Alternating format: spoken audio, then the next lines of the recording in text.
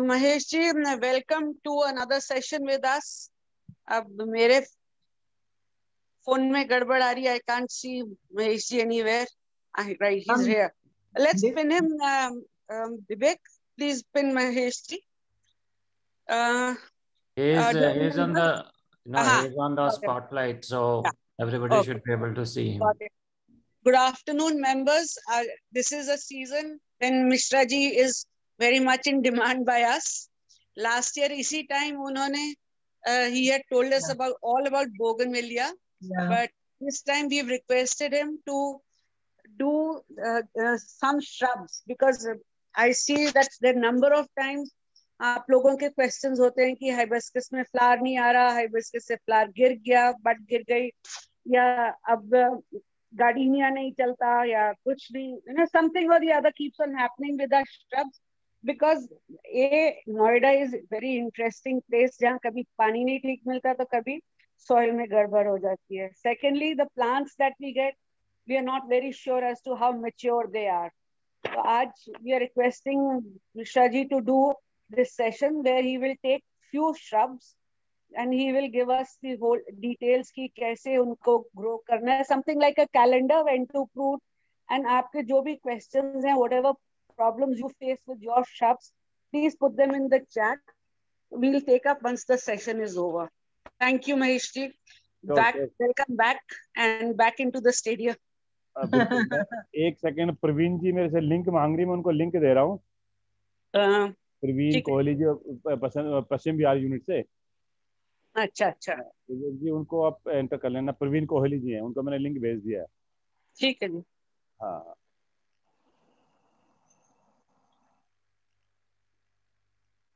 चलिए तो करें शुरू। सब लोग आ गए? हाँ सर, काफी लोग हैं sir, we have a good attendance.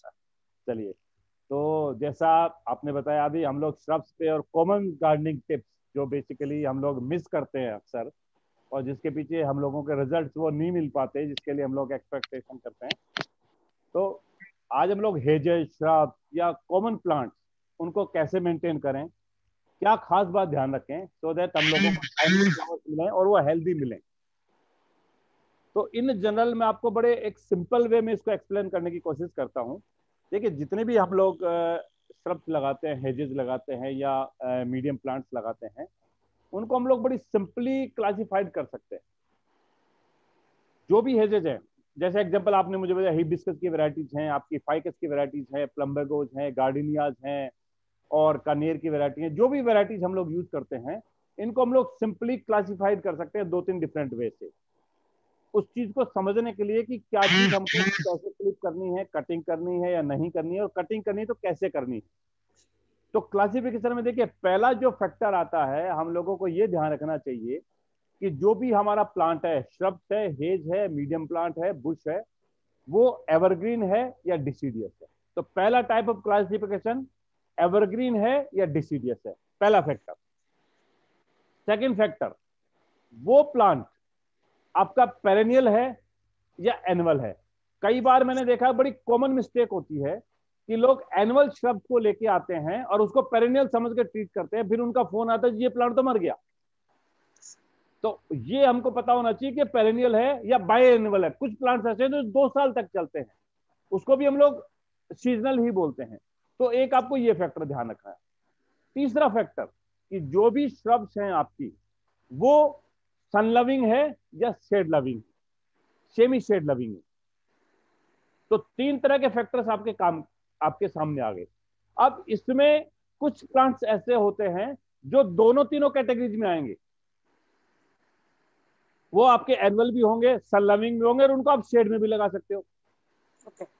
तो आपको उस प्लांट का बेसिकली आपको करेक्टराइज करना है कि वो जो प्लांट है, एज है या श्रब है, उसका करेक्टरिस्टिक्स क्या है, उसकी नीड क्या है, ये आपको पता होना चाहिए। अब इन जनरल मैंने नॉर्मली क्या देखा है कि जनवरी एंड फरवरी में या बारिश आते ही आपका गार्डनर कैंची उठाता है और इन जनरल सबके कटिंग शुरू कर देता है। ये प्रैक्टिसेस हमको छोड़नी होगी। गार्डन में क्या है कि हमको टाइमली बैंग करना, टाइमली फीड करना, ये सबसे इंपॉर्टेंट है। यदि आपने वो चीज ध्यान रखी तो आपका गार्डन कभी भी ऑफ रूट नहीं होगा। अब मैं स्ट्रब्स और हेजेस की कटिंग और उसकी जो रिक्वायरमेंट्स हैं उनके ऊपर 1 बाय 1 आता हूं। जैसे मैंने बोला कि हम देखते हैं कि वो एवरग्रीन है या डिसीडियस प्लांट है। एवरग्रीन जो श्रब्स होती हैं, अब एवरग्रीन श्रब्स में 2 तरह की हो सकती हैं, या तो वो फ्लावरिंग है या नॉन फ्लावरिंग है। जैसे आपकी फाइकस वैरायटीज है, फाइकस बेंजामुना हो गया, फाइकस पांडा हो गया, फाइकस के जो भी प्लांटिंग है दे आर नॉन फ्लावरिंग। लेकिन एवरग्रीन में लाइक आपका हिबिस्कस है, आपका कनेर है, दे आर फ्लावरिंग। तो दोनों को आप एक ट्रीटमेंट नहीं कर सकते। तो इसीलिए मैंने बोला कि क्लासिफिकेशंस में आपको ये ध्यान रखना है कि प्लांट क्या है। अब टू स्टार्ट विद, अब जो एवरग्रीन प्लांट है और जो एवरग्रीन में फ्लावरिंग प्लांट हैं, उनमें हम लोगों का क्या है कि यूज क्या कर रहे हैं हम लोग। अगेन जो फैक्टर हमको ध्यान रखना है वो हमारा यूजेस है। हम लोग कई बार क्या करते हैं, इन श्रब्स को, हेजेस को एक पर्टिकुलर हेज बना के या पर्टिकुलर फॉर्म में कटिंग करके रखते हैं, एक हम उसको फ्री स्टाइल में रखते हैं। तो यदि हम लोगों ने पर्टिकुलर बॉक्स बनाया, हेज बनाई, उसकी कोई शेप बना रखी है, तो उसका ट्रीटमेंट डिफरेंट होगा। और यदि हमने उसको फ्री स्टाइल छोड़ा हुआ है फॉर ए जनरल ग्रोथ, तो उसका ट्रीटमेंट डिफरेंट होगा। ये बड़ी माइनर चीज है, लेकिन same thing with the hibiscus और कनेर, जो जैसे एवरग्रीन है लेकिन वो फ्लावरिंग है, उसको ट्रीटमेंट आप फाइकस को देंगे, सेम ट्रीटमेंट आप हिबिस्कस या कनेर को दें, ये पॉसिबल नहीं है। तो आपको ये, अब मैं देखिए, अब मैं एग्जांपल वाइज आपको समझा रहा हूं, उससे क्या होगा, आपको बिल्कुल कॉन्सेप्ट क्लियर हो जाएगा। अब जो एवरग्रीन शब्द है, नॉन फ्लावरिंग वैरायटी, एवरग्रीन शब्द but non flowering and Sunny variety. देखिए अब इसमें 3 फैक्टर आ गए, evergreen, non flowering and Sunny. जो ये तीनों फैक्टर्स के साथ है, उसको आपको जो ट्रिमिंग एंड प्रूनिंग करनी है, उसकी trimming and pruning various time पे और वेरियस स्टाइल में हो सकती है। उसके लिए कोई आपको फिक्स डेट, टाइमिंग या उसकी जरूरत नहीं है। वो आपके यूजेस पे डिपेंड करेगा कि आप उसको यूजेस क्या कर रहे हैं। जैसे मैंने बोला, यदि आपने उसको हेज बनाई है तो उसकी बड़ी फ्रिक्वेंटली और टाइमली प्रूनिंग होगी to maintain your style and your shape. यदि आपने उसको वाइल्डली छोड़ा हुआ है to make a good plant, तो फिर आपको ये ध्यान रखना है कि उसकी जो प्रूनिंग होगी, वो प्रूनिंग साल में 1 या 2 बार होगी। वो डिपेंड करेगा कि आपका प्लांट जो जहां जिस जगह आप लगा रहे हो। तो नॉर्मली हमारे यहाँ क्या होता है कि दिसंबर और जनवरी, 15 दिसंबर से 15 जनवरी हमारे यहाँ एक्सट्रीम कोल्ड होता है, और ये एक्सट्रीम कोल्ड में हमारे प्लांट नॉर्मली डोरमेंट होते हैं, उनकी ग्रोथ नहीं होती। जनवरी मिड के बाद जब हमारे यहाँ टेम्परेचर रेज होना स्टार्ट होता है, उस समय प्लांट में ग्रोथ आती है। तो ये जो एवरग्रीन शब्द हैं नॉन फ्लावरिंग, इनका जो पहला प्रूनिंग टाइम होता है वो होता है when the weather changes winter to spring, means 15 जनवरी से 30 जनवरी का जो क्लाइमेटिक कंडीशंस हैं, वो टाइमिंग है आप उसको क्लिप एंड प्रून कर सकते हो। बिकॉज फरवरी में उसकी न्यू ग्रोथ आएगी, तो न्यू ग्रोथ जो आएगी वो आपकी एक्सपेक्टेशंस के अकॉर्डिंगली होगी, तो आपको उसको प्रूनिंग करना चाहिए। इनको दोनों को सिक्के कमरे में डाल दे, एसी चला दे, मेरी मीटिंग चल रही है, दिल स्टार्ट। तो आपको बेसिकली ये फैक्टर ध्यान रखना है इस प्लांट के लिए, स्पेशली आपका फाइकस। अब दूसरा जो फैक्टर है कि हमारी जो फ्लावरिंग श्रब्स हैं, लाइक आपकी हिबिस्कस हो गया, आपकी कनेर हो गई, इनमें एवरग्रीन है लेकिन ये सेमी डिसीडियस है, कुछ पत्ते इसके गिर सकते हैं उस टाइम पे, डोरमेंसी के टाइम पे। इसलिए नहीं कि वो प्लांट डिसीडियस हो रहा है, just because extreme low temperature. तो वो अपने आप को सेव करने के लिए वो कुछ पत्ते फॉल डाउन करता है, इट्स ए नेचुरल कैरेक्टरिस्टिक। उस समय कई बार मेरे पास फोन आते हैं कि हमारे कनेर के पत्ते गिर रहे हैं, हमारे हिबिस्कस के पत्ते गिर रहे हैं, हमारे उसके प्लम्बो के पत्ते गिर रहे हैं। That is not because of any disease और एनी प्रॉब्लम, वो बिकॉज लो टेम्परेचर है, उनको मेंटेन करना होता है, तो वो एक अडोप्शन देते हैं और अपने प्लांट्स के पत्ते गिराते हैं, तो वो कोई प्रॉब्लम नहीं है। अगेन उनकी जो क्लिपिंग करनी होती है, अब इसमें देखिए, अब आप बड़ा गौर से समझिए, जो एवरग्रीन है आपने टेम्परेचर वेरिएशन के साथ आपने उसको क्लिप किया when the temperature goes upward, लेकिन जो फ्लावरिंग प्लांट है, उस फ्लावरिंग प्लांट को आपका फ्लावर सीजन नोट करना होगा। फॉर एन एग्जांपल आपका कनेर है, कनेर फरवरी में जैसे टेम्परेचर रेज होगा वो एक्सट्रीम ब्लूम करना स्टार्ट करता है, परफेक्टली ब्लूम करेगा। तो जो कनेर है जो फ्लावरिंग है लेकिन एवरग्रीन है, उसको आपको टेम्परेचर की वेट नहीं करनी है कि टेम्परेचर रेज हो जब हम काटते हैं, जब वो डोरमेंसी पे हो, मतलब 15 दिसंबर से 15 जनवरी के बीच में, उस समय आप उसको हार्ड प्रूनिंग कर दीजिए। उसको आप इतना प्रूनिंग कर दीजिए कि आपका वो लगे कि हमने इसको ब्लंट कर दिया है।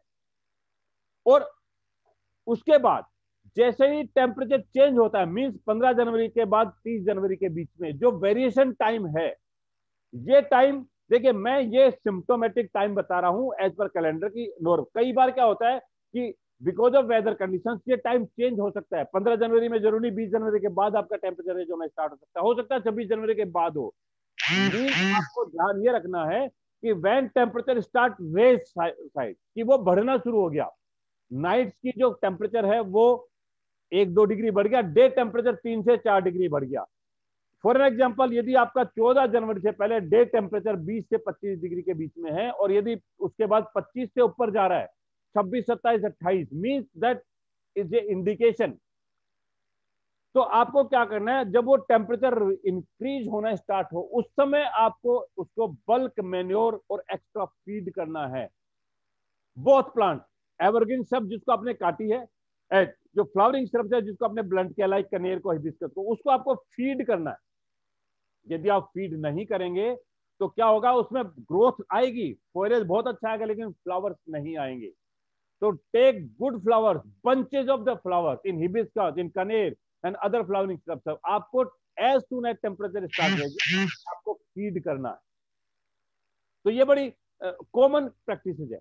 अब इसके साथ में अब आपको मैं जैसे बता रहा हूं कि अब ये आपका क्लाइमेटिक कंडीशंस आपको इंडिकेट कर रही हैं। अब जो श्रब्स, कुछ श्रब्स ऐसी होती हैं जो गर्मियों में फ्लावरिंग करती हैं, बारिश तक फ्लावर रहता है, बारिश के बाद ग्रीन होती है, लेकिन जैसे टेम्परेचर डाउन होता है उनमें डीकलरिंग स्टार्ट हो जाती है। जैसे आपकी लिस्ट आई थी उसमें गल्फी में ग्लू का लिखा हुआ था, गार्डिनिया प्लांट है। ये जो प्लांट्स हैं जिनको लो टेम्परेचर टॉलरेट नहीं होता, गार्डिनिया कभी भी गर्मी में नहीं मरेगा, कभी बारिश में नहीं मरेगा, लेकिन जैसे टेम्परेचर लो होता है, ठंड बढ़ती है, गार्डिनिया प्लांट खराब हो जाता है। गल्फी में ग्लूका जिसकी श्रब्स है आपकी लिस्ट में उसका नाम था, वो प्लांट जब लो टेम्परेचर होता है उसकी फ्लावरिंग ऑफ हो जाती है, डिकलर्ड हो जाता है।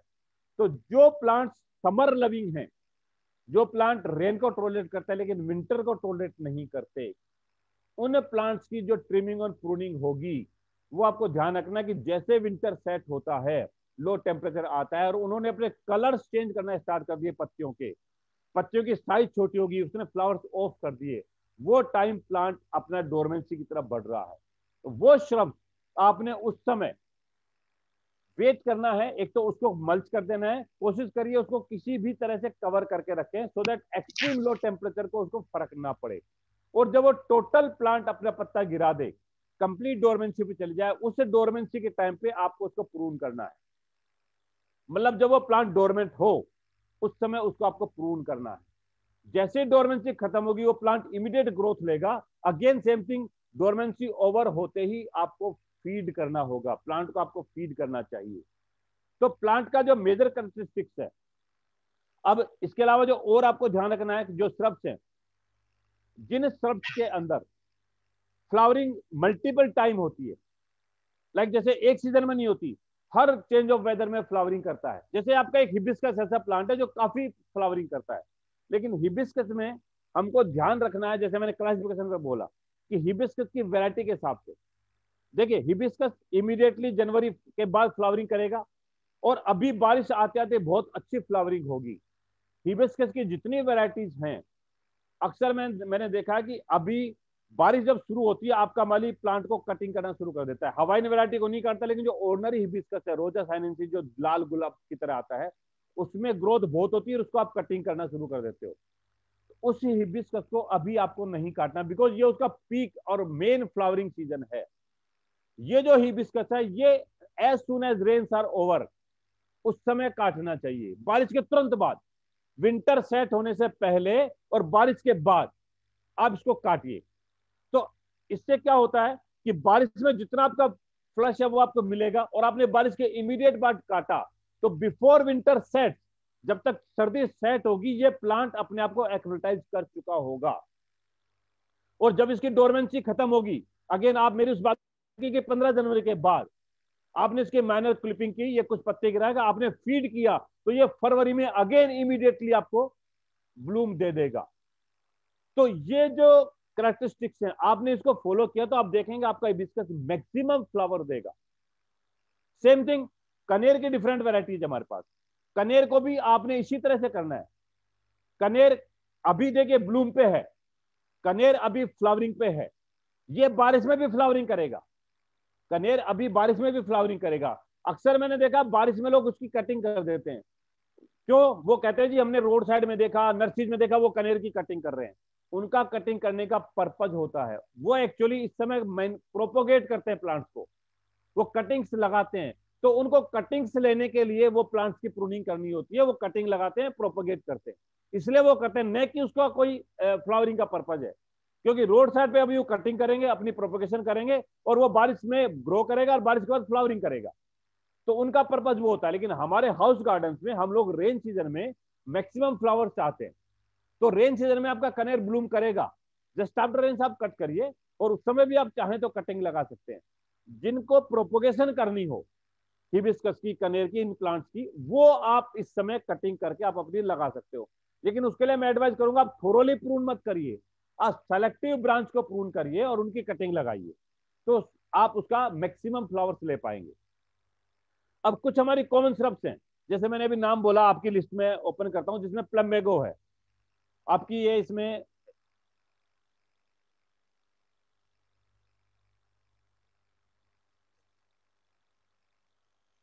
आपकी लिस्ट के अंदर कुछ प्लांट्स हैं। दीपा जी मैं एक सेकंड लिस्ट खोल रहा हूं सो दैट मैं वन बाय वन आपको एक्सप्लेन कर पाऊं।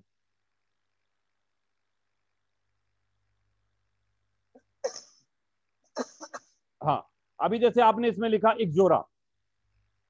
इक्जोरा जो प्लांट है, इक्जोरा बेसिकली हमारे नॉर्थ इंडिया के लिए, खासकर नोएडा में बहुत अच्छा रिजल्ट नहीं देता।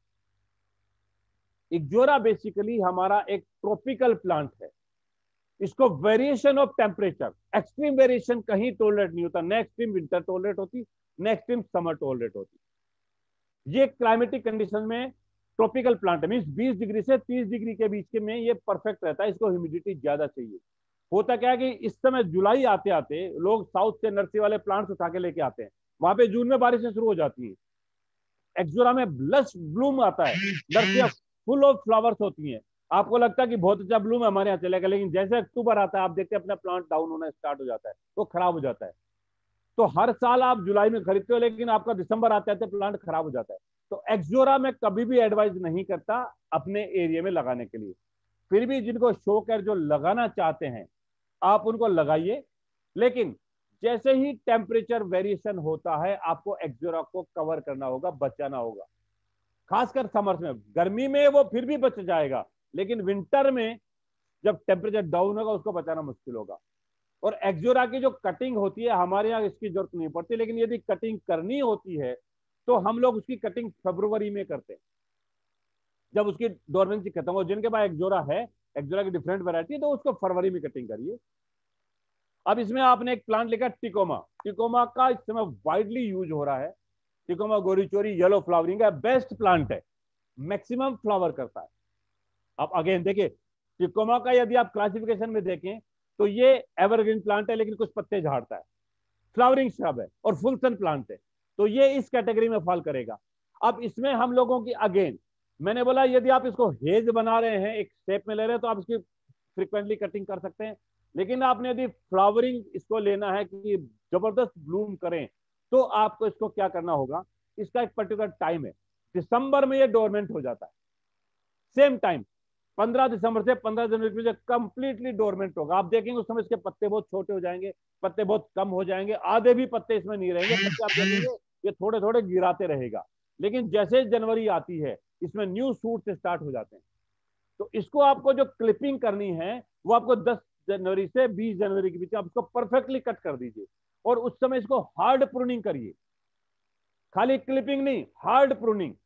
ओनली मेजर ब्रांचेज आप रखिए और मेजर शूट आउट रखिए, माइनर ब्रांचेज, माइनर कंप्लीट आप इसको कट कर दीजिए।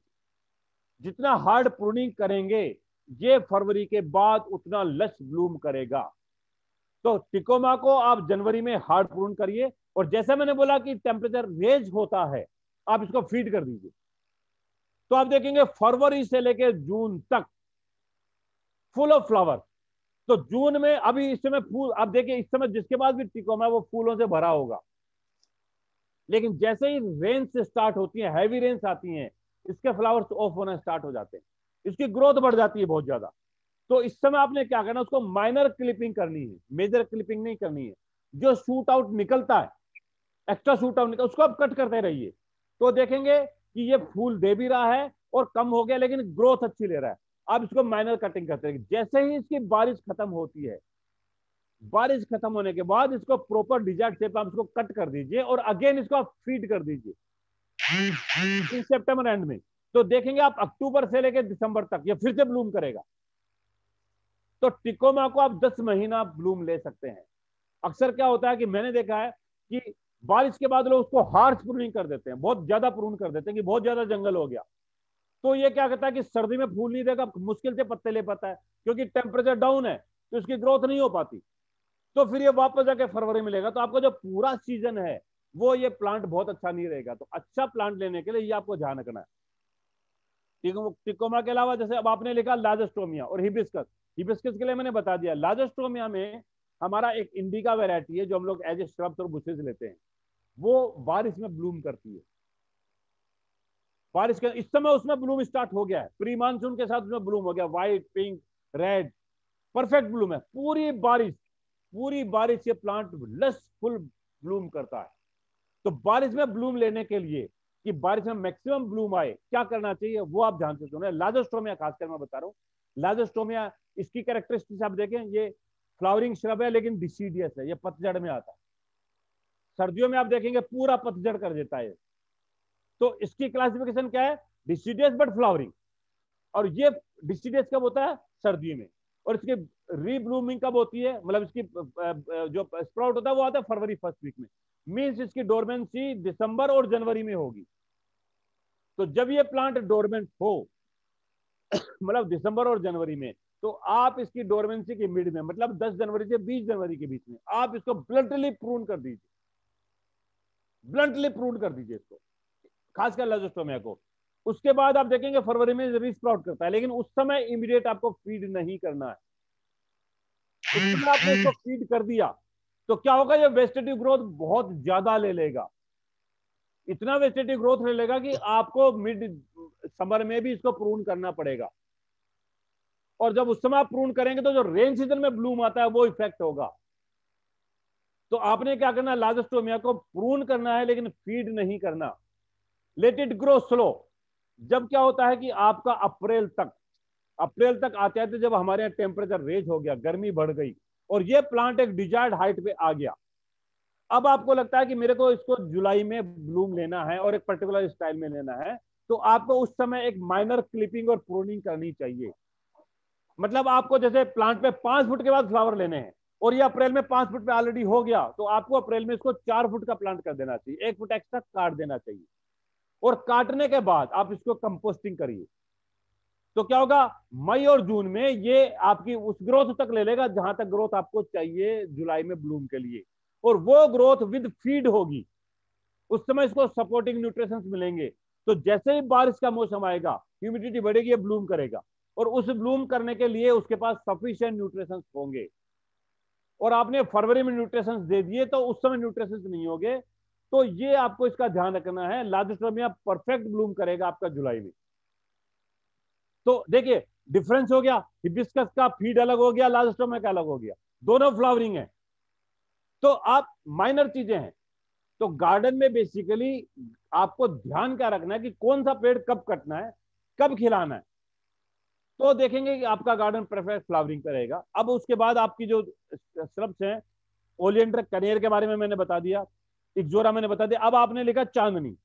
हाँ, चांदनी देखिए हमारे गार्डन में कॉमनली यूज होती है, वाइडली यूज होती है। अब चांदनी में हमारे पास 2-3 वैरायटीज है, यहां पे आपको समझना है। चांदनी की जो एवरग्रीन वैरायटी है, ग्रीन वैरायटी, व्हाइट फ्लावर्स आते हैं, वेरी हार्डी प्लांट। एक चांदनी आजकल आती है व्हाइट चांदनी, वेरीगेटेड, जो सफेद चांदनी होती है। दोनों का नेचर बिल्कुल डिफरेंट है, दोनों की कैरेक्टरिस्टिक बिल्कुल डिफरेंट, और दोनों का वे ऑफ ट्रीटमेंट बिल्कुल डिफरेंट है। आप दोनों को एक ट्रीटमेंट नहीं ले सकते। आपने नोट किया होगा सफेद चांदनी सर्दी आते आते बिल्कुल पतझड़ पे आ जाती है। सफेद चांदनी सर्दी में बिल्कुल पत्ता नहीं रहता और ऐसे लगता है प्लांट मर गया, जबकि ग्रीन चांदनी में कोई फर्क नहीं पड़ता। और जितनी गर्मी होगी, जितनी टेम्परेचर रेज होगा, दोनों चांदनी उतना ज्यादा ब्लूम करेंगी, फ्लावरिंग। लेकिन सर्दी का असर किस पे पड़ रहा है? वेरिगेशन चांदनी, ऑर्डिनरी पे नहीं पड़ रहा। हाँ, तो अब आपको क्या हो गया कि जो वेरिगेटेड चांदनी है वो आपकी आ गई डिफरेंट कैटेगरी में, और जो ग्रीन है वो आ गई आपकी डिफरेंट कैटेगरी में। ग्रीन आपकी आ गई एवरग्रीन, हार्डी प्लांट। वेरिगेटेड आपकी आ गई डिसीडियस और विंटर टॉलरेंट नहीं करती। तो दोनों का ट्रीटमेंट अलग होगी क्या? तो जो वेरिगेटेड चांदनी है वो जब पतझड़ पे आती है, सर्दी में डोरमेंसी हो जाती है। आपको डोरमेंसी के बाद उस प्लांट को टच नहीं करना है, न क्लप करना है, न कट करना है। यदि आपने उसको डोरमेंसी के टाइम पे, सर्दी के टाइम पे कट कर दिया, आपका प्लांट डाई बैक हो जाएगा। प्लीज आप इसको नोट करिए, सफेद चांदनी को दिसंबर जनवरी में आपको कट नहीं करना है। यदि आपने कट कर दिया तो आपके प्लांट में कैजुअलिटी हो जाएगी। वो क्या होता है, जब डिसीडियस होता है तो उसको एपेक्स, यदि आपने गौर किया हो तो उसका एपेक्स ब्लैक हो जाता है। जो एपेक्स टिप है वो ब्लैक हो जाता है। वो अपने आप को एक्टिवाइज करता है to save the winter. Winter से बचने के लिए अपने एपेक्स को, अपने आउटर लेयर को वो डेड करता है, बफर प्लांट बनाने के लिए। क्योंकि आपने उसको कट कर दिया तो उसको नीचे फिर ड्राई करना पड़ेगा, तो उसमें विंटर का इफेक्ट होगा। तो इसलिए विंटर में जब तक टेम्परेचर हमारा लो है, मतलब बिलो 20 है, आप अपनी चांदनी को टच मत करिए। जैसे टेम्परेचर 20 क्रॉस करता है, मतलब 20 जनवरी के बाद आप उसको कट करिए, क्योंकि फरवरी में टेम्परेचर मिल जाएगा। उस समय आप देखेंगे कि इमीडिएट वो आउट करेगा और मार्च में फ्लावरिंग लेना स्टार्ट कर देगा। तो व्हाइट चांदनी तेज सर्दी में कुछ नहीं करना है आपने, ना उसकी रूट को टच करना है, ना उसको क्लिप करना है। लेकिन जैसे टेम्परेचर स्टार्ट रेज होने होता है, जब आपको कट करना है। अब इसके अपोजिट जो ग्रीन चांदनी है, ग्रीन चांदनी को आप अपने अकॉर्डिंगली ट्रेन कर सकते हैं। ग्रीन चांदनी फरवरी से लेके और अक्टूबर नवंबर तक ब्लूम करती है। हमेशा इसमें फूल आता रहता है, सिर्फ और सिर्फ इसमें फूल कम होता है नवंबर से लेकर जनवरी के बीच में फूल नहीं होता, वो ग्रीन होती है। तो इसमें आपने क्या करना है, इसकी जो कटिंग करनी है, इसकी ट्रिमिंग करनी है, just after range, just after range आप ग्रीन चांदनी को कट कर सकते हैं। कट करके उसको आप जैसे लो टेम्परेचर आप उसको फीड कर दीजिए। तो क्या होगा, पूरी सर्दी वो डोरमेंसी पे नहीं जाएगा, लाइव रहेगा, फीड रहेगा, और जैसे टेम्परेचर रेज होगा अपना ब्लूम स्टार्ट कर देगा। और पूरी गर्मी में डिजायर्ड प्रूनिंग इसकी जरूरी है। डिजायर्ड प्रूनिंग मींस इनकेस आपको हाइट नहीं लेनी है, एक्स्ट्रा ब्रांचेज आ रही है, तो आप माइनर क्लिपिंग कर सकते हो, मेजर क्लिपिंग आपको नहीं करनी। तो चांदनी का आपको दोनों का डिफरेंस समझ में आ गया। अब एक जो अलग वैरायटी चांदनी आ रही है, वो आ रही है ड्वार्फ मिनिएचर चांदनी, जो पोटेड प्लांट है, ग्राउंड में आप उसको हेज बना सकते हैं, उसमें कंप्लीट ब्लूम आता है। लेकिन अगेन वो प्लांट भी सर्दी में डोरमेंट होता है। यदि आपने गौर किया होगा, सर्दी आते ही वो प्लांट डोरमेंट हो जाता है। भले वो ग्रीन है, वो ग्रीन चांदनी का ड्वार्फ वेरिएशन है, बट सर्दी में वो प्लांट डोरमेंट हो जाता है। तो उसको भी आपको सर्दी में क्लिप नहीं करना है, सर्दी में कट नहीं करना है। सर्दी में कोशिश करिए विंटर से उसको बचाइए, और जैसे टेम्परेचर है जो आप कट करिए और उसको फीड करिए, आप देखेंगे पूरी गर्मी वो अच्छा खासा फ्लावरिंग में रहेगा। तो खाली एक नाम के साथ की चांदनी है, तो चांदनी का ट्रीटमेंट कॉमन है ये नहीं है, आपको वैरायटी के हिसाब से ध्यान रखना है। और यही हम लोग माइनर मिस्टेक करते हैं। तो आई थिंक ये क्लियर हो गया आपको। अब मैं आपको नेक्स्ट वैरायटीज बताता हूँ। अब उसके बाद आपने लिखा जैसे प्लम्बेगो, मैंने प्लम्बेगो के लिए बताया, प्लम्बेगो हमारा ग्रुप फ्लावरिंग श्रब है। प्लम्बेगो आप देखेंगे तो पूरी गर्मी और बारिश में इसमें जबरदस्त ब्लूम आता है, बारिश में कंप्लीट ब्लूम हो जाता है, लेकिन सर्दी आते हैं तो डोरमेंट हो जाता है। तो वही, अब इसकी क्लासिफिकेशन आप देखिए तो विंटर में डोरमेंसी पे है ही। जब इसकी डोरमेंसी होती है उस समय आप इसको क्लिप करेंगे। दूसरा, इसको हम लोगों को, यदि आपको लगता है कि हमको समर में ब्लूम नहीं चाहिए, हमको सिर्फ रेन सीजन में ब्लूम चाहिए, तो फिर आप उसको मई और जून में आपको कट कर सकते हैं।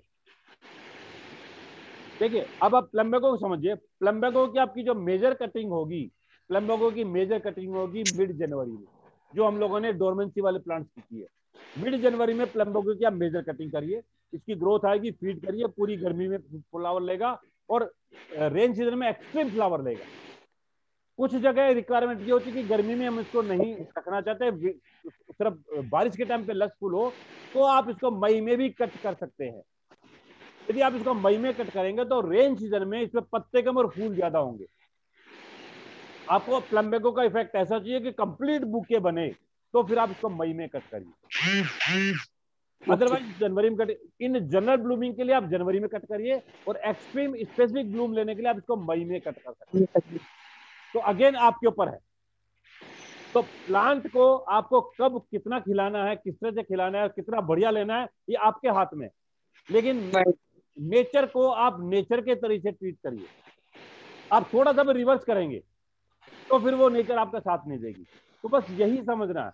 अब उसके बाद जैसे मैं आपको नेक्स्ट वैरायटी बता रहा हूं। अब आपने एक लिखा प्लूमेरिया। प्लूमेरिया एक ऐसा प्लांट है, इससे बढ़िया, इससे हार्डी और इससे सोफिस्टिकेटेड प्लांट आपके गार्डन में नहीं है। मोस्ट कॉमन और मोस्ट हेल्दी और मोस्ट हैप्पी प्लांट है। लेकिन गलती कहां होती है कि जब जुलाई में आप प्रूनिंग करते हो, कटिंग करते हो, उसी समय आप, कई जगह मैंने देखा कि जुलाई में बारिश के टाइम पे लोग प्लूमेरिया की कटिंग कर देते हैं। आपको प्लूमेरिया की किसी भी वैरायटी की बारिश में कटिंग नहीं करनी, because plumeria non would plant है। इसमें लकड़ी नहीं होती, इसमें बेसिकली सॉफ्ट वुड होती है, इसमें मिल्क होता है। और इसमें जब आप कट करेंगे तो पानी पूरा का पूरा और वो प्लांट आपका सड़ जाएगा। तो कोई भी प्लूमेरिया की वैरायटी आपको बारिश में कट नहीं करनी चाहिए। प्लूमेरिया का best time, plumeria again winters में डोरमेंट होती है, दिसंबर जनवरी में डोरमेंसी पे होता है और फरवरी में स्प्राउट करता है। तो प्लूमेरिया का बेस्ट टाइम अगेन 15 जनवरी से 15 फरवरी का होता है। उस समय आप इसको कट करिए, प्रोपोगेट करिए, लगाइए जिस शेप में आपको चाहिए। प्लूमेरिया को बारिश में कभी मत छेड़िए। फीडिंग एक डिफरेंट मैटर है। मैं आज सिर्फ प्रोनिंग, कटिंग और उसकी केयर के बारे में बता रहा हूँ। फीडिंग इन जनरल में आपको बता दूंगा। तो प्लूमेरिया का फरवरी साल में सिर्फ एक बार बेस्ट टाइम है आपको कट करने का, बाकी आपको कट नहीं करनी चाहिए, चाहे प्लूमेरिया की कोई वैरायटी हो। उसके बाद आपने इसमें मेरे से पूछा जेट्रोफा। जेट्रोफा जो रेड फ्लावरिंग प्लांट है, अब आप देखेंगे जेट्रोफा में इस समय ब्लूम पे है, उसमें फ्लावर्स आ रहे हैं, लेकिन प्लांट शेबी है, ग्रोथ ले चुका है, फूल आ रहे हैं। जेट्रोफा को इस समय आप जितना हार्ड प्रूनिंग कर सकते हो अब तो डिजायर्ड लेवल आप उसको कट कर दीजिए, मतलब उसको स्केल्टन कटिंग जिसको बोलते हैं कि कोई ब्रांच नहीं, हमने सिर्फ उसको ठूंठ बना दिया, आप उसको इतना कट कर दो जेट्रोफा को। जेट्रोफा बारिश में ग्रोथ लेके वापस उसी शेप में आ जाएगा जिस शेप पे आपने काटा है। और जैसे बारिश खत्म होगी आप देखेंगे ये पूरा फूलों से भर जाएगा, कंप्लीट 3 महीने फूल रहेंगे। सिर्फ कुछ टाइम पे दिसंबर जनवरी में फूल कम होगा, फरवरी में वापस फूलों से भरा रहेगा और अब तक फूल होंगे। तो जेट्रोफा का जो बेस्ट टाइम कट करने का अब है, उसको आप कट करिए up to a desired level. और इसको फीड नहीं करना है, फीड आपको बारिश के बाद करना है। हाँ, अभी आप उसको बारिश में प्लांट देखिए, बारिश में हमारे कैरेक्टरिस्टिक्स है, प्लांट्स की नेचुरल ग्रोथ होती है। उसमें अभी हमने ऐसे प्लांट्स को जिनको हमने ब्लूम लेना है अभी अपने फीड कर दिया, तो हम उसको थोड़ा सा बूस्ट कर देते हैं, वो स्टिमुलेट हो जाता है, मतलब वो अर्ली स्टार्ट कर देगा। तो जो डिजायर्ड ब्लूम अक्टूबर में मिलना चाहिए वो प्री ब्लूम होगा और फिर फुल ब्लूम नहीं होगा। तो आपको as soon as rains are over आप उसको फीड करिए, तो क्या होगा, उसकी ग्रोथ कंट्रोल हो चुकी है, इमीडिएट उसको फीड मिलेगा और वो अपने ब्लूम पे आ जाएगा। तो जेट्रोफा को आप कंप्लीटली कट कर दीजिए। और उसके बाद आपने मुझे लिखा मुरैया। मुरैया अगेन, मुरैया का क्लासिफिकेशन देखें, एवरग्रीन प्लांट है, मुरैया फ्लावरिंग प्लांट है, मुरैया फुल सन प्लांट है। अब मुरैया में नॉर्मली हम लोग हेज की तरह बना के रखते हैं, परफेक्ट हेज बना के रखते हैं, तो बार बार क्लिपिंग की जरूरत पड़ती है। तो जब हम इसको बार बार क्लिप करते हैं इसमें ब्लूम नहीं आता। कोई भी हेज, फ्लावरिंग हेज को बार बार कट करेंगे हेज बनाने के लिए, तो वो क्या होता है, उसमें फ्लावरिंग नहीं आती। तो मुरैया को आप हेज बना रहे हैं तो आपको फ्रिक्वेंटली कटिंग करना होगा, लेकिन फिर भी हम चाहते हैं कि हेज में ब्लूम आए, फ्लावरिंग आए, तो आप उसमें पर्टिकुलर सीजन में ब्लूम ले सकते हैं। मुरैया का जो बेस्ट फ्लावरिंग टाइम है वो फरवरी है, फरवरी मार्च। तो मुरैया की हार्श प्रूनिंग आपको जनवरी में करनी चाहिए। और उसके बाद आपको फरवरी मार्च में उसकी अच्छा खासा ब्लूम लीजिए। मार्च के बाद इसको आप रेगुलर प्रूनिंग करिए और अप टू जुलाई आप उसकी रेगुलर प्रूनिंग करिए। जुलाई में जैसे बारिशें आती हैं आप इसकी अगेन हार्श प्रूनिंग कर दीजिए, अच्छी खासी हार्श प्रूनिंग कर दीजिए, पूरी बारिश में वापस ग्रोथ कर लेगा और बारिश खत्म होते फिर से ब्लूम दे देगा आपको। तो आप इसको ब्लूम भी ले सकते हैं, हेज भी बना सकते हैं। तो आप मुरैया को इस तरह से आप कंट्रोल कर सकते हैं। आप रेगुलर कटिंग करते रहेंगे तो ये ब्लूम नहीं देगा, फ्लावरिंग नहीं देगा। तो फ्लावरिंग आप लीजिए और हेज भी रखिए, तो उसका आप इस तरह से प्रैक्टिस करिए। मुरैया के बाद आपने मेरे से पूछा एक्जोटिक प्लांट, तो पेंटस है, गार्डिनिया है, मोगरा। अब अच्छा, अब एक मैं आपको बताता हूँ, मोगरा, चमेली, रात की रानी, ये जो प्लांट्स हैं, ये प्लांट्स समर लविंग प्लांट्स हैं। जो इंडियन फ्रेग्रेंट प्लांट है, ये समर लविंग प्लांट्स, गर्मी में और बारिश में पूरा फूल देंगे, लेकिन सर्दी आते आते कंप्लीट डोरमेंसी पे चले जाते हैं। और जनवरी में आप देखेंगे तो जनवरी में इसके आधे से ज्यादा ब्रांचिंग आपको लगेगा डेड हो गई, ड्राई हो गई, पिग बन गई। तो आपको जनवरी एंड होते होते आपने क्या करना चाहिए, इसमें जो भी बुश आपकी मोगरा की है, मोतिया की है, उसमें जितने भी डेड ट्विक्स हैं, ड्राई ट्विक्स हैं, फ्रॉम द बॉटम आपको कट कर देना चाहिए। प्लांट का 70% फॉइलेज जो डेड वुड बन चुका है उसको आप कट कर दो, सिर्फ 30% फ्रेश फॉइलेज रखो जो न्यू ग्रोथ कर रहा है। आप देखेंगे विद इन 2 मंथ ये पूरा ग्रो करके कंप्लीट ब्लूम पे आएगा, मोतिया मोगरा। जस्ट आफ्टर जनवरी, मतलब जनवरी एंड में आप इसको डेंस प्रूनिंग कर दीजिए। डेंस प्रूनिंग का मतलब आपने चॉप नहीं करना उसको। उसमें आप देखिए मल्टी शकर्स होते हैं, मेन स्टेम नहीं होता, मल्टी शकर्स होते हैं। तो जो न्यू शूट ऑफ शकर्स है उनको छोड़ के जो ओल्ड शकर्स हैं, जो ब्रांच आपको ड्राई लग रही है, उनको आप बॉटम से क्लिप कर दीजिए। मतलब आप उसको थिन आउट करना है, उसकी थिनिंग कर दीजिए। उससे क्या होगा, उसका जो रूट स्टॉक है, कंप्लीट रूट स्टॉक, वो सारी एनर्जी डाइवर्ट करेगा न्यू शूट्स को। जो न्यू शूट्स है उनको डाइवर्ट करेगा। जब न्यू शूट्स को डाइवर्ट करेगा एनर्जी, तो न्यू शूट्स इमीडिएटली ग्रो करेंगी, ब्लूम पे आ जाएंगी। तो जितना भी ओल्ड शूट्स हैं जो ड्राई हैं या सेमी ड्राई हैं, भले उसमें पत्ते हों, आप उसको क्लिप कर दीजिए, सिर्फ न्यू शूट को लागू करिए। आप देखेंगे कंप्लीट रेन सीजन तक आपका मोगरा मोतिया फूलों से भरा होगा।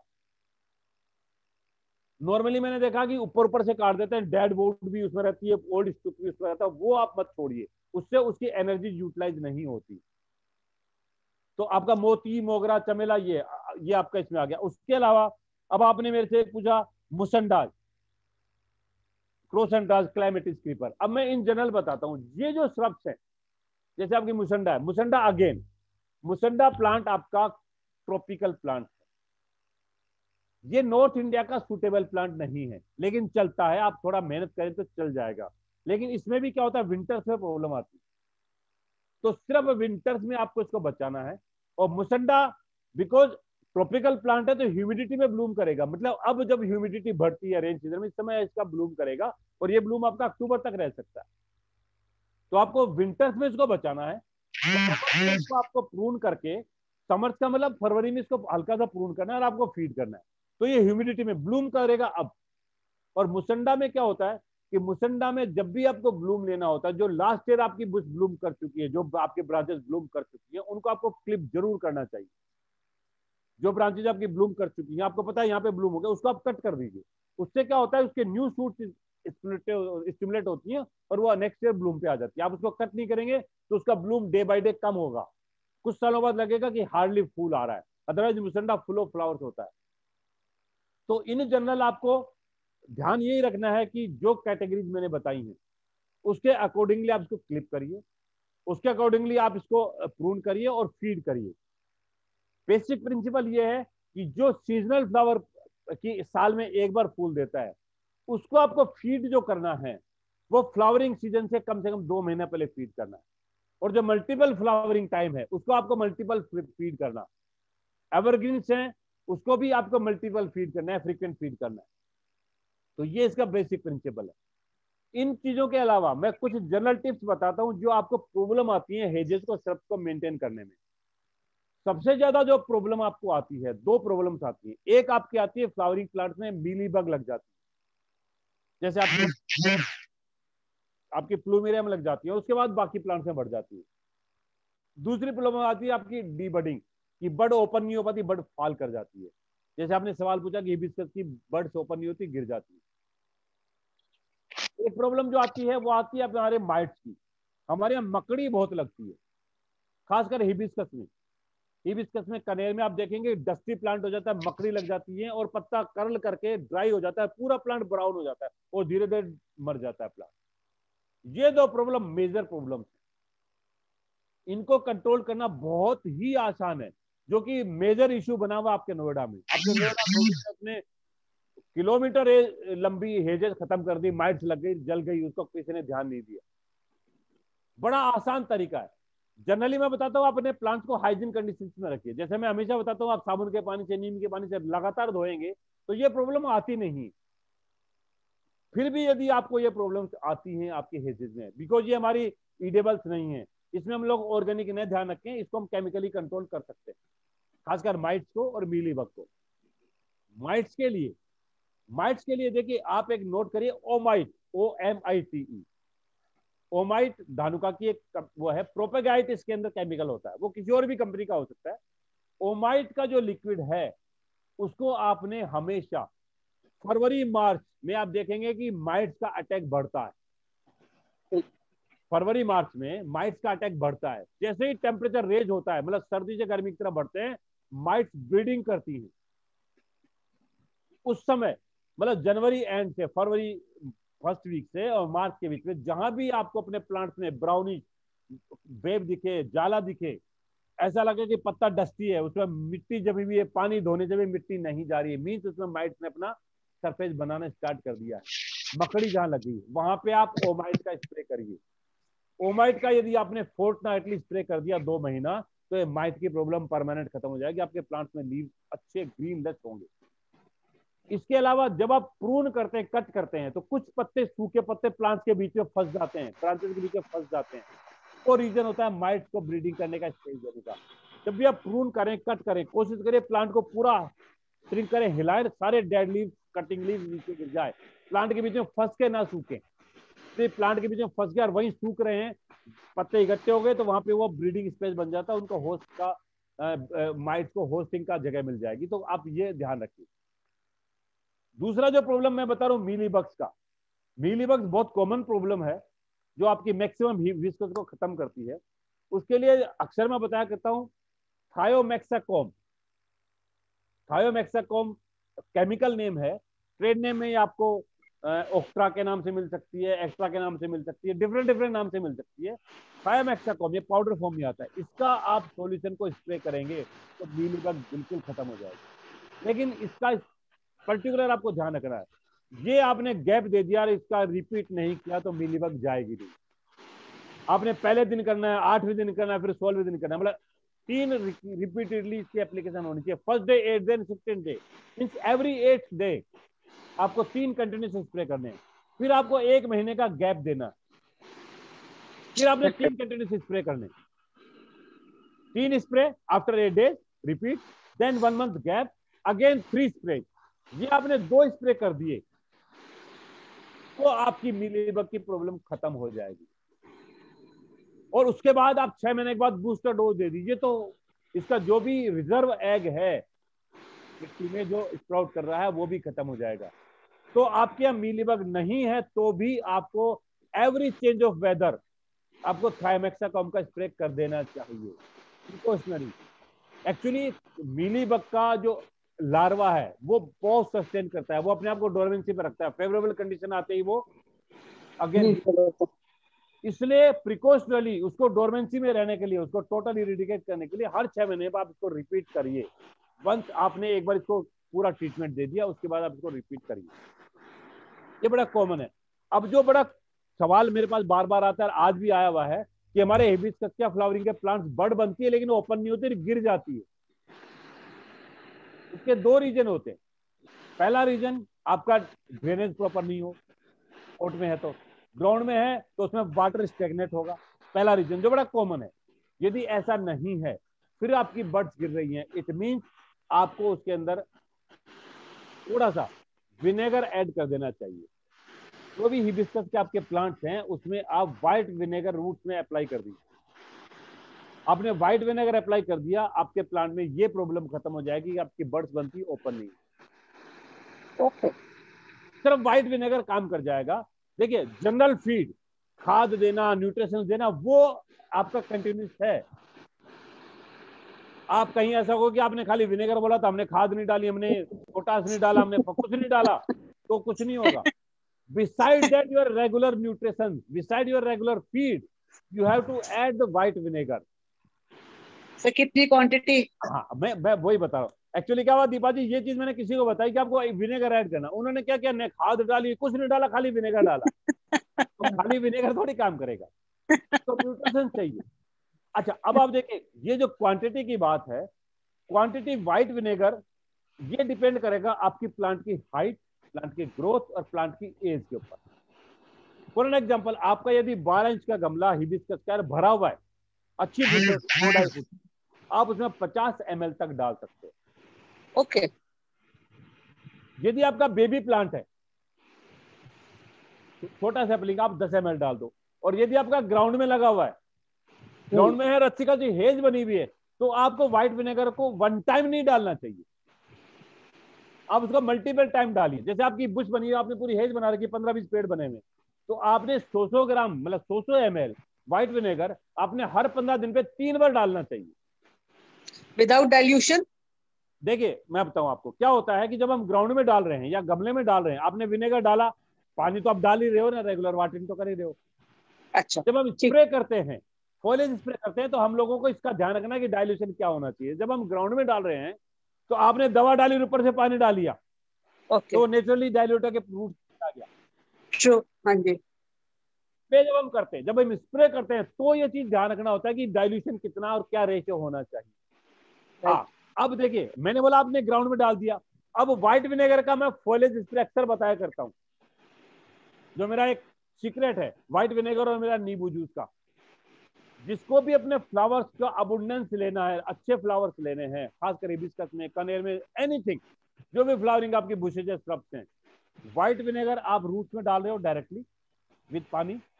इसके अलावा जो रेशो मैं आपको बताया करता हूं, अब आप डाइल्यूशन वाली बात पे आ जाते हैं। 5 ml each, 5 ml white vinegar, 5 ml fresh lime juice 1 litre पानी में मिलाइए और आप स्प्रे करिए। फिर आप कमाल देखेंगे, आपके फूल कितने बढ़िया खिलते हैं, कितने अच्छे से आते हैं। और ये मेरे ख्याल से मेरे को पिछले कई सालों में हजारों फीडबैक मिले। हाँ, जैसे आप उंगली उठा रही दीपा जी, मतलब इसको लोगों ने यूज किया है और मुझे फीडबैक दिया है कि जो प्लांट कभी फूल नहीं देता था, वो भरा हुआ फूलों से। तो आप ये यूज करिए। तो मेरा कहना यह है कि अच्छी प्रैक्टिस के साथ, अच्छे गार्डन प्रैक्टिस के साथ, आप अपने गार्डन को without any extra effort, without any extra cost, आप बहुत अच्छे से मेंटेन कर सकते हैं। हम लोग गलती जहां करते हैं, वो गलती ना करें, इस बात का ध्यान रखिए। इसमें मेन होता है गलत टाइम पे फीड करना, गलत फीड करना, गलत टाइम पे कटिंग करना और गलत प्रैक्टिस करना। गलत प्रैक्टिस से मेरा मतलब है कि जो प्लांट सर्दी का है उसको हम सर्दी में नहीं करके गर्मी में ट्रीट कर रहे हो, जो प्लांट धूप का है उसको हम लोग छाए में लगा रहे हो, जो प्लांट छाए का उसको हम लोग धूप में लगा रहे हो। ये जो कॉमन चीजें हैं, इनको ध्यान रखें। कटिंग का हम लोग ध्यान रखें, फीड का ध्यान रखें, तो फिर आपकी जो बुशेस की, जो फ्लावरिंग बुशेस की जो प्रॉब्लम्स आप लोगों ने मेरे से डिस्कस की है, ये बिल्कुल भी नहीं आएगी। अभी शायद जिन्होंने भी मेरा अभी पिछले 10 दिन के अंदर मेरा पोस्ट देखा होगा, मैंने मेरे गार्डन में प्रूनिंग, ट्रिनिंग, थिनिंग से स्टार्ट कर दी है और मैं रेगुलर अपडेट कर रहा हूँ फेसबुक पे कि अभी मैं ये कर रहा हूँ, तो आप उसको फॉलो कर सकते हैं। आपने गौर किया होगा, मैंने बोगनविलिया स्केलेटन कटिंग कर दी है, जो मेरी ग्राउंड में लगी हुई है, मैंने बिल्कुल ब्लंटली कट कर दिया है। जो मेरी पोटेड है उनका टाइम अब आ गया, मैं भी कट करने वाला हूँ अब। तो ये आप इसको लगातार करते रहेंगे, जो इसका प्रैक्टिस है, तो फिर आप देखेंगे जो ब्लूम है। लास्ट ईयर जैसे मैंने बोगनविलिया के लिए आपको बताया था स्केलेटन कटिंग का, उसके बाद मेरे ख्याल से आपके ग्रुप से, डिफरेंट ग्रुप से मेरे को इतना फीडबैक मिला कि never Bloom like this before. सभी का रिस्पांस वैसे ही आया था। तो मतलब ये, इसमें कोई मैंने मैजिक थोड़ी किया है, सिर्फ आपको नेचर को समझना है और प्लांट को समझना है कि प्लांट चाहता क्या है, बस आप उसके साथ चलिए। प्लांट को अपने साथ चलाने की कोशिश मत करिए, आप प्लांट के साथ चलिए, फिर आप देखें रिजल्ट कैसे नहीं आता। अच्छा सर, एक इसी के साथ ये क्वेश्चन है, जैसे रसीलिया है यहाँ पे, वो जो है जितनी प्रोफ्यूज फ्लावरिंग होनी चाहिए उसकी होती नहीं है। एक तो उसकी सॉइल रिक्वायरमेंट, वाटर रिक्वायरमेंट के बारे में कुछ बता दे कि बिकॉज मोस्टली हम ना नर्सरी वालों को पता है इसका क्या करना है, और हमें तो बिल्कुल ही नहीं पता, तो अगर आप वो हेल्प करेंगे। देखिए मैं बता रहा हूँ, देखिए जितना मुझे नॉलेज है या जितना मैं जानता हूँ, उसको मैं शेयर करने में कभी हेजिटेट नहीं करता। Russelia one of the best cascading plant है। रसीलिया कैस्केडिंग प्लांट है। रसीलिया बुश में नहीं आती, रसीलिया हेज में नहीं आती, रसीलिया कभी भी इसमें कोई स्टेम नहीं होता। Russelia is cascading basket plant, cascading plant है। रेज करके आप इसको कैस्केड करेंगे, आप इसको ग्राउंड में लगाएंगे, इसका रिजल्ट बहुत अच्छा नहीं आएगा। थोड़ा रेज करके लगाइए। ये कैस्केडिंग प्लांट है। जब तक इसकी ब्रांच कैस्केड नहीं करेगी फ्री एयर में, ये अच्छा रिजल्ट नहीं देगी। तो पहला ध्यान आपको ये रखना है। यदि हम लैंडस्केप में ग्राउंड में लगाते हैं तो हम क्या करते हैं, थोड़ा सा माउंट रेज करते हैं, उसके ऊपर लगाते हैं ताकि ये कैस्केड करे। अब इसमें दो तरह की ब्रांच होती हैं, इसको भी रसीलिया जिन्होंने लगा रखा, आप गौर करिए। एक रसीलिया की पतली ब्रांच होती है जो कंप्लीट कैस्केड करती है, एक थोड़ी सी थिक होती है जो स्ट्रेट ऊपर जाती है। तो कैस्केडिंग ब्रांच होती है वो ज्यादा फ्लावरिंग करेगी। जो स्ट्रेट ब्रांच होती है वो सपोर्टिंग ब्रांच है, वो सपोर्टिंग ब्रांच है। इस बात को नोट करिए, cascading branch is a flowering branch, the straight foliage branch is a supporting branch. Okay आपका माली गलती कहां करता है कि साहब ये तो फूल नहीं दे रही, ऊपर जा रही है, उसको टक से काट देता है। सही बात है। आपने उसको कट कर दिया मींस आपने उसका हैंगर खत्म कर दिया। जो कैस्केडिंग ब्रांच है वो फूल लेना बंद कर देगी। Okay to support cascading plant to take flowers you need a support of your supporting branch. Okay और यही सबसे बड़ी गलती होती है लोगों की। तो जो सपोर्टिंग ब्रांच है उसको कट मत करिए, कैस्केडिंग ब्रांच में फूल आता रहेगा। अब आपका सवाल ये होगा कि सपोर्टिंग ब्रांच बहुत बड़ी हो जाएगी, फैल जाएगी, तो हम क्या करें? अगेन रसीलिया आपका पूरी गर्मी फूल देगा और बारिश में फूल देगा। जब तेज बारिशें स्टार्ट हो जाएं, मतलब आपका, मैं दिल्ली नोएडा के हिसाब से बोलूं, 15 जुलाई से लेकर 15 अगस्त के बीच में हमारी बारिशें तेज होंगी। उस समय जब तेज बारिशें हो उस समय आप इसकी सपोर्टिंग ब्रांच को काट दीजिए, काट दें। बिल्कुल उस समय काटिए, अदरवाइज हाँ जी। समय क्या होता है कि ह्यूमिडिटी बहुत होती है, मॉइस्चर बहुत होता है। तो जो कैस्केडिंग ब्रांच है उसको सपोर्ट जो मिलता है वो नेचर क्लाइमेटिक कंडीशन से मिल जाता है। ओके हाँ जी। तो अब बारिशें खत्म होंगी आपकी सितंबर एंड में, ठीक है, आपने उसको मिड अगस्त में काटा, सितंबर एंड तक नई सपोर्टिंग ब्रांचेज आ जाती है। ओके तो जो अक्टूबर में ब्लूम करेगा रसीलिया, उसके लिए सपोर्टिंग आपका तैयार हो गया। Okay right. तो आपने प्लांट को प्लांट के हिसाब से ट्रेन किया। राइट। सर्दी में ये नॉन फ्लावरिंग हो जाएगा, सर्दी में आपने इसको कुछ नहीं करना। अगेन वही जनवरी के बाद जो मैंने पहले बताया, आपको फीड करना है, हल्का सा क्लिपिंग करनी है, डेड ब्रांचेस को आप निकालिए, पूरी गर्मी ये ब्लूम करेगा। सिर्फ और सिर्फ रसीलिया में जो गलती कर रहे हैं, मैंने ये बोला कि जो स्ट्रेट ब्रांच होती है आप लोगों को काट देते हैं। जो लोग रसीलिया के बारे में पूछ रहे हैं आप उनसे प्लीज पूछिए, वो यही प्रैक्टिस कर रहे होंगे। वो मेन ब्रांच जो अपर ब्रांच है उनको काट देते होंगे। तो वही बात है, हमारे माली लोग जो है ना, जैसे आपने कहा बारिश आती है तो उनकी कैंची चल जाती है। अगर हम लोग भी खड़े हो तो हमारे बाल भी शायद साथ में ही काट देंगे। अच्छा दूसरा ये था, हाँ निकाडिया है जैसे, हाँ अब निकाडिया इस वक्त ब्लूम में आना शुरू करेगा, बारिशों में बहुत अच्छी ब्लूम देता है। तो उसकी प्रूनिंग और फीडिंग का कुछ बताएंगे? अब आप देखिए निकाडिया, अभी मैंने जैसे आपको बोला, इन जनरल मैंने बताया था आपको कि जो फ्लावरिंग प्लांट होते हैं उनके फ्लावरिंग सीजन में कभी प्रूनिंग नहीं होती। निकाडिया बारिश में ब्लूम करेगा, दबा के ब्लूम करेगा। जैसे बारिशें खत्म होगी आप देखेंगे उसके टिक ब्रांचेज ब्राउन हो जाएंगी। हाँ जी। जिसमें ब्रांच में फ्लावर आया वो ब्रांच ब्राउन हो जाएगी। तो जस्ट आफ्टर फ्लावरिंग आप देखेंगे उसके एपेक्स में जहां फ्लावर में सीड बन जाता है, इसका बीज बन जाता है। हाँ जी।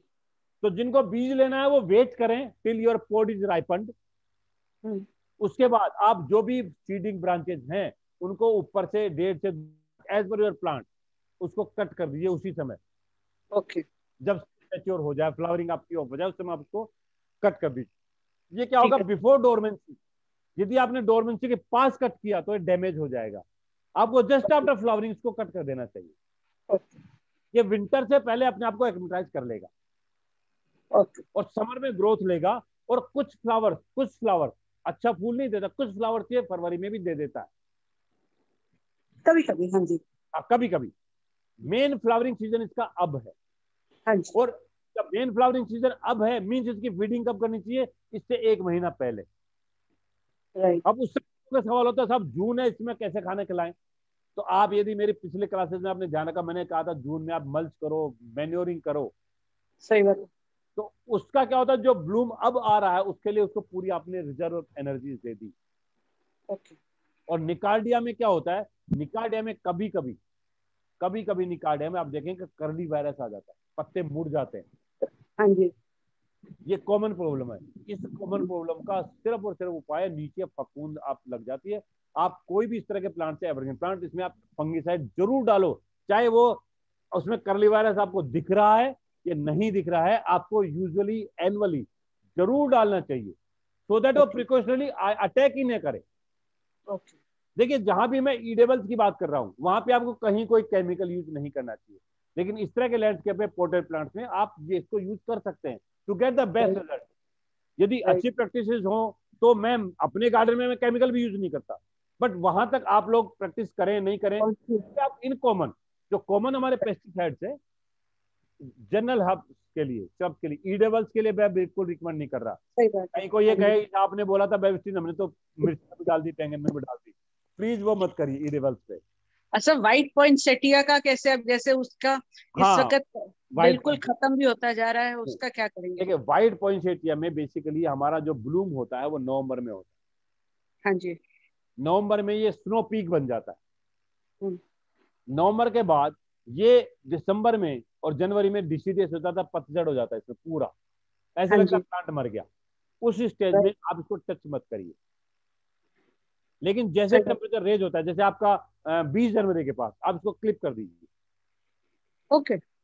उस समय आप इसको कट कर दिए ब्लंटली। हाँ जी। आपका ब्लूम 8 फुट पे आया, उसको 4 फुट तक कट कर दो आप।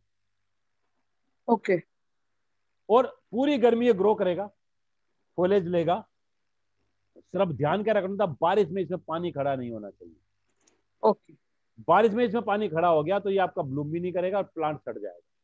ये मिल्की प्लांट है। हाँ जी। इसकी जो मेन ब्लूम आती है वो आती है नवंबर में। नवंबर में कंप्लीट व्हाइट हो जाता है, व्हाइट पीक बन जाती है। बिल्कुल। हाँ जी। तो इसका ध्यान यही रखना है कि जनवरी में आप कट करिए, आधा कट कर दीजिए, सो दैट ये वापस ब्लूम आने तक उसी हाइट पे आ जाए। और इसका जो फीड करना होगा आपको जस्ट आफ्टर रेन, जैसे बारिशें खत्म होती है आप इसको फीड कर दीजिए। बारिश हमारी सितंबर में खत्म हो जाएंगी, आप इसको फीड करेंगे, अक्टूबर का 1 महीना इसको न्यूट्रिशन मिल जाएगा, नवंबर में आपका स्नो पीक बन जाएगा। ठीक है।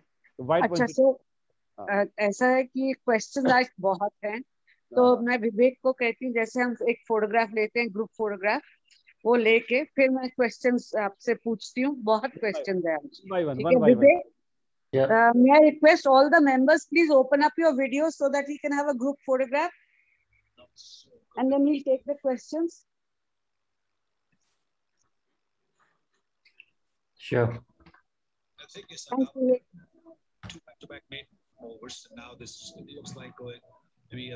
मिश्रा जी बहुत बढ़िया नॉलेज।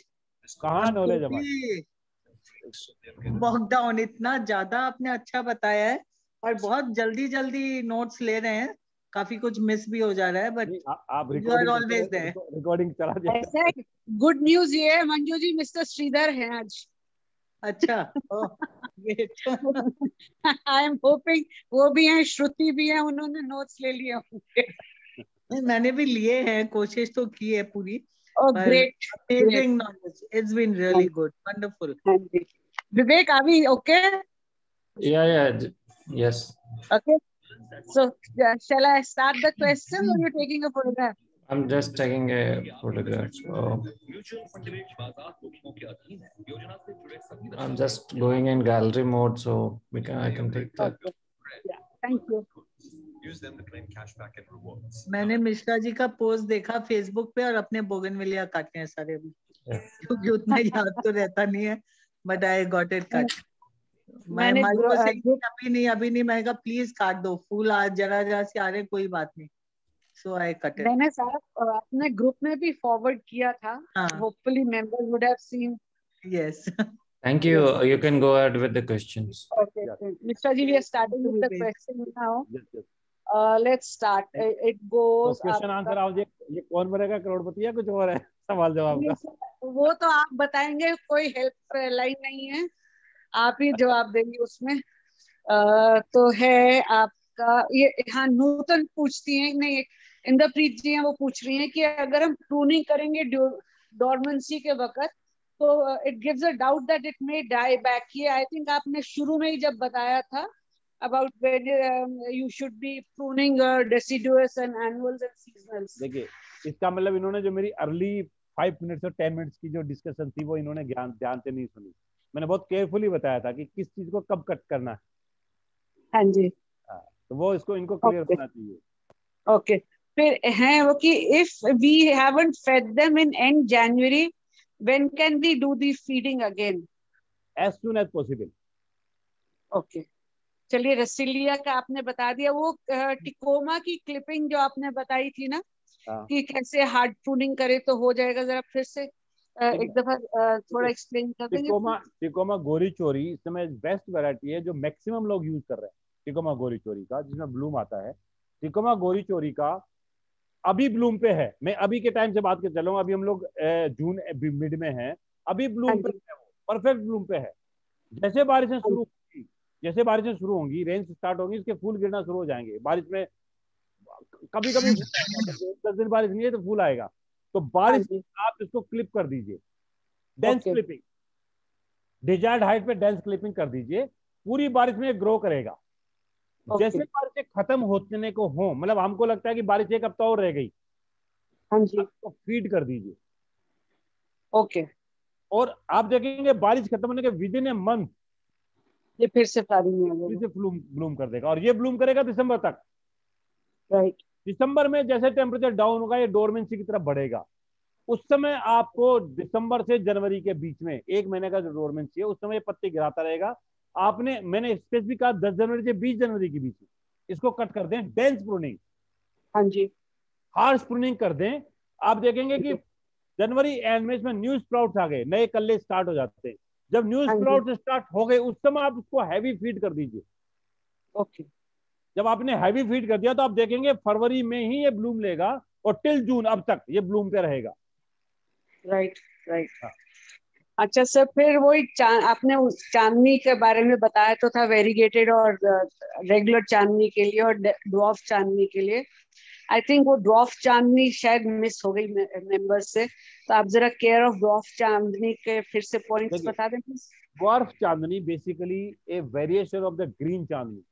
जो ड्वार्फ चांदनी है वो ग्रीन होती है, वो मिनिएचर प्लांट है, वो टिश्यू कल्चर्ड ग्रो है। लेकिन उसमें एक प्रॉब्लम ये हो गई कि वो विंटर को टॉलरेट नहीं करता।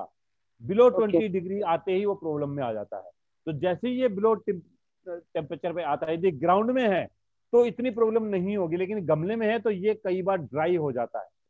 तो जिनके पास कोटेड चांदनी है, ड्रॉप चांदनी, सर्दियों में उनको आप कवर करिए, ऐसी जगह रखिए जहां से ऊपर से पाला ना पड़े। और डोरमेंसी में टच ना करें, कट करने की कोशिश न करें। लोगों मैंने स्पेसिफिक बोला था कि जब डोरमेंसी है कट ना करें, क्योंकि ये अपना एपेक्स और ड्राई करता है टू सेव। जैसे टेम्परेचर रेजिंग बार पे जाता है आप इसके एपेक्स को कट करिए और इसको फीड करिए, ये रीस्प्राउट करेगा। Same thing in the ground में डोरमेंसी में कट मत करिए। जिन्होंने डोरमेंसी में ऊपर से सूख गया जी, पत्ता सूख रहा है, मालिक कैंची चला देगा और सूखता रहेगा, वो डाई हो जाएगा। जो इसका एपेक्स लेयर है वो एक बफर जोन बनाता है ये plant to save a plant. तो जैसे ही डोरमेंसी खत्म होगी, टेम्परेचर रेजिंग बार पे जाएगा, फिर आप इसको माइनर कट करिए और इसको फीड करिए, ये आपका प्लांट बच जाएगा और अच्छा फ्लश देगा। अच्छा सर, मंजू जी पूछती हैं कि वृंदावनी चंपा keeps flowering but it has curly leaves, उसकी वो तो वैरायटी वो है, उसके लीव्स वैसे ही हैं शायद। It's let me specify, dry type के लीव्स हैं सर, और वो येलो और उस तरह से कर्ली लीव्स वैसे हैं। No amount of medicine is helping it, pesticides कुछ भी नहीं। मैं बता रहा हूँ, जो वृंदावनी चंपा जिसको आप बोल रहे हैं उसका पत्ता थोड़ा लंबा होता है जैसे आम का पत्ता होता है। हाँ जी जी। अच्छा, उसमें कंप्लीट यूनिफॉर्मली ग्रीन नहीं होता पत्ता। हाँ जी। उसमें आपको लगेगा स्पॉट्स हैं, वेरिएशन है, लाइंस बनी हुई है डिफरेंट कलर जी। ये उसका नेचुरल कैरेक्टर है, पहली बात। अच्छा, अब उसमें आप कह रहे हैं कि कर्ली लीव्स आ रही है। हाँ जी। कर्ली लीव्स देखिए उसमें दो तरह से होगी। एक को होगा कि जो पत्ते का सरफेस है एक तरफ से कट करके जैसे मुड़ गया हो, या पूरा पत्ता बैंड कर रहा हो। वो डिजीज लग रहा है सर, डिजीज है शुरू से। अब पर उसमें जो 4-5 सालों से वो बढ़ रहा है। It is about 5 feet in the pot, flowers भी निकलते हैं, but it is not healthy.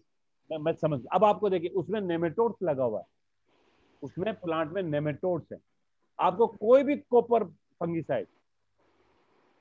Fungicide आपको उसमें डाल देना चाहिए।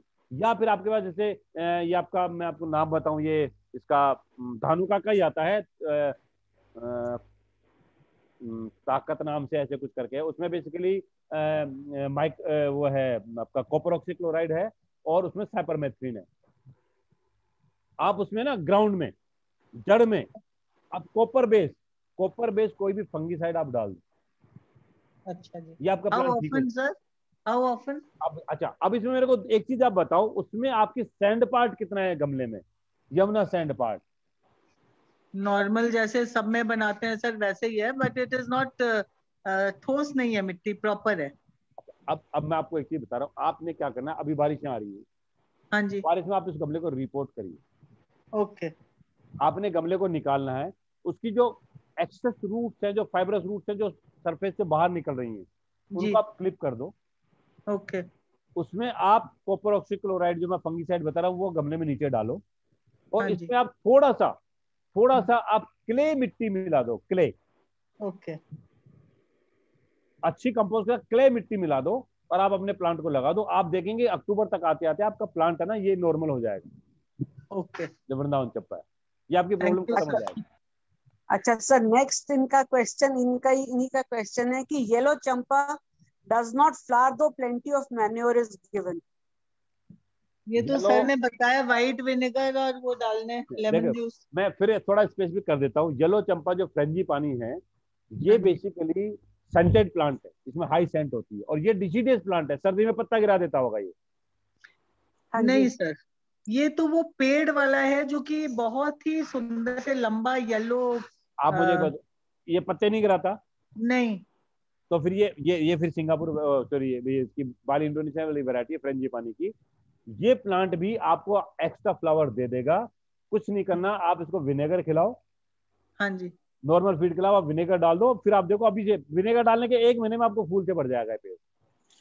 ओके, तो विनेगर रूट्स में डाल दूं इसके अंदर? रूट्स में डालना है, बिल्कुल रूट्स में आप डाल दो इसको। और ये बड़ा पेड़ है तो आप 100 ग्राम तक डाल सकते हो।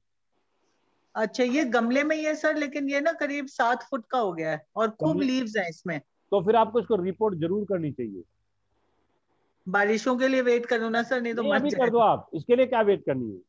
अच्छा, इसमें तो फाइब्रोड्स बनते हैं ना, इसको आप कट करो, फाइब्रोड्स को वापस लगाओ, ये बहुत फूल दे देगा आपको। ओके। और ये जो आपने स्प्रे बताया था नींबू और विनेगर का, ये भी दे दूं, लीफ फोलियर स्प्रे? ये तो यूनिवर्सल है, ये तो आप बिल्कुल आराम से दे सकते हो। Okay, thank you so much sir, thank you. अच्छा सर, मीलीबग का ट्रीटमेंट फिर से एक दफा रिपीट कर दें। 3 दफा जो स्प्रे आपने बताया, फर्स्ट 8 और 16 डे, और फिर 1 महीने का गैप देके। थायोमेथोक्सकॉम ये केमिकल नेम है। थायोमेथोक्सकॉम आपने बताया, और एक्ट्रा भी इसका कॉमन नेम है। कॉमन नेम है एक्ट्रा, सितारा, इन नामों से निकलता है। हाँ जी। इसका पाउडर आता है आपका, तो इसका पाउडर का पाउच नॉर्मली 5 ग्राम का पाउडर आता है, तो इसको 5 लीटर पानी में मिलाना है, 1 ग्राम पर लीटर। हाँ जी। और ये आपको रिपीट करना है 1, 8 और 16 डेज। थोरोली स्प्रे करना है कंप्लीट, जहां भी इन्फेक्टेड एरियाज है वहां पे। फर्स्ट डे करना है, देन 8 डे करना है, देन 16 डे करना है। उसके बाद 1 महीने का गैप देना है, देन अगेन 3 टाइम पे स्प्रे करना है। ये रिपीट आप कर देंगे तो ये आपका मीलीबग की प्रॉब्लम खत्म हो जाएगी। ठीक है सर। प्रवीण जी पूछती हैं कि उनका अपराजिता पॉट में है, उसकी फ्लावरिंग ज्यादा कैसे लें? प्रवीण जी, उसको रिपोर्ट करिए अपराजिता को। अभी फ्लावरिंग का टाइम है, इस समय तो ग्रोथ कर रही है आपकी प्लांट। चलिए, अब प्रवीण जी ने होप्स ले लिया।